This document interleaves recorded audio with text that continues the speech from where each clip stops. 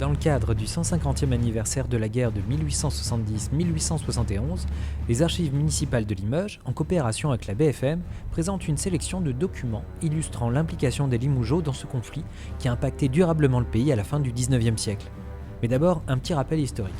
Le 18 juillet 1870 éclate la guerre franco-prussienne, dite guerre de 1870, qui oppose le Second Empire français au royaume de Prusse et ses alliés.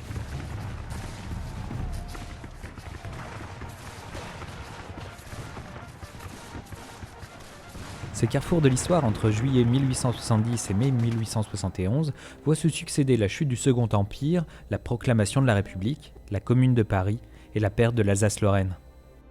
L'idée, ça a été de dire, voilà, il y a des Limougeaux qui ont fait cette guerre augure d'autres guerres qui seront aussi meurtrières, même plus meurtrières, et cette guerre a été oubliée. Pourquoi elle a été oubliée? Donc on va essayer de la faire revivre un petit peu pour réactiver la mémoire de ces soldats, de ces hommes et de ces femmes qui ont participé à cette guerre. Cette exposition a nécessité des mois de travail pour réunir les documents d'un conflit souvent Donc oublié. c'est les tables des engagements dans la garde nationale mobile et la garde nationale mobilisée pour la durée de la guerre.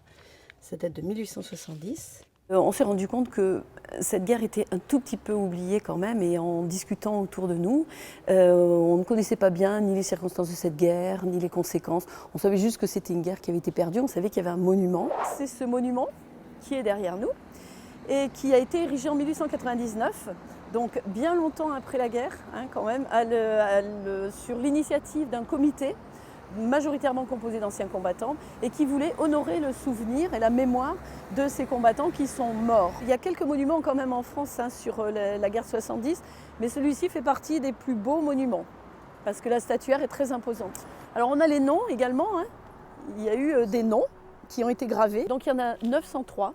Ce monument n'est pas dédié aux soldats de Limoges, il est dédié aux soldats de la Haute-Vienne. Donc c'est pour ça qu'on a 903 noms. Le Limousin, contrairement à d'autres régions plus au nord de la France, n'a pas été envahi, puisque il y a eu des zones qui ont été occupées jusqu'en 1873 par l'armée allemande. Là, ce n'est pas le cas. Donc on était plutôt à l'arrière, j'allais dire à l'arrière du front, puisque le front s'est principalement arrêté jusqu'à Orléans. On va dire. Donc nous, on n'a pas subi tout ça. Donc c'est une guerre qui s'est faite sur un terrain extérieur, mais elle a eu de nombreux échos parce qu'il y a notamment des militaires qui ont acquis une certaine célébrité dans le monde militaire qui y ont participé. Je pense en particulier au colonel Ardent Dupic qui a produit beaucoup d'écrits et qui, en allant à cette guerre, en partant à cette guerre, a déclaré cette guerre on va la perdre, on va mourir, mais il faut y aller. Parce qu'il avait déjà analysé que la façon de faire la guerre avait changé depuis les guerres napoléoniennes. Et la France est très en retard par rapport à ça. C'est-à-dire qu'elle va se battre de la même façon qu'elle se battait au moment des guerres napoléoniennes, alors que l'Allemagne et la Prusse sont déjà passées à une autre forme de guerre. Pour remonter les fils de l'histoire, les archives municipales ont rassemblé des documents manuscrits, des illustrations et objets d'époque. On a tout ce qui est archives municipales, donc tout ce qui est mobilisation, les recrutements. Voilà. On a des ouvrages qui viennent de la BFM de Limoges qui nous a prêté, par exemple celui-ci. Qui vient en direct de la BFM, qui raconte, c'est un journal de marche du 71e mobile. Le 71e mobile étant un des corps d'armée qui va constituer les grandes armées. Et le 71e mobile, c'est celui qui fait son recrutement à Limoges. Nous avons de façon tout à fait exceptionnelle, par un donateur privé, 2 livrets militaires de la même personne, un monsieur Jouot, qui est de Limoges. Nous avons donc dans les prêts des particuliers toujours des dons de lettres, par exemple.